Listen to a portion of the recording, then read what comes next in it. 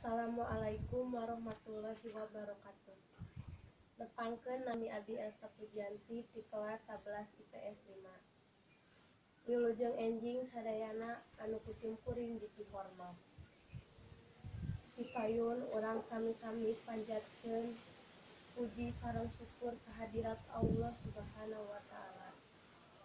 Shalawat wassalam mugi tetep dilimpahkeun ka junjungan urang sadaya Nabi Muhammad sallallahu alaihi wasallam.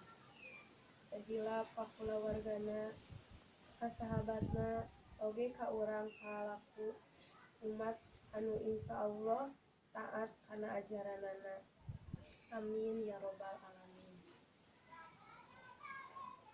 Dina ieu waktos simkuring bade ngadugikeun kumaha pentingna hirup sehat. Kanggo urang sadaya kedah atanapi wajib ngajagi lingkungan sareng awak nyalira. Sangkan ditebihkeun dina sagala rupi panyakit. Kumargi kitu, urang kedah ngalaksanakeun hirup sadidinten ku cara anu sehat.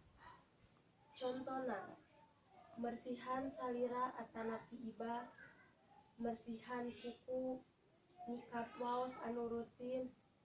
Contoh anu sanesna micen runtah kanu tempatna, ngiduh ulah di mana wae, batuk atanapi bersin kedah nutupan bahan.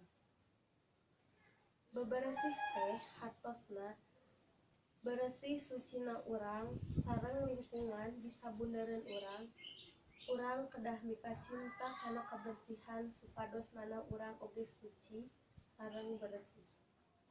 Pamirsa sadaya, rupina dicekapkeun sakitu anu kapihatur, kirang langkungna mugi tiasa dihapunten.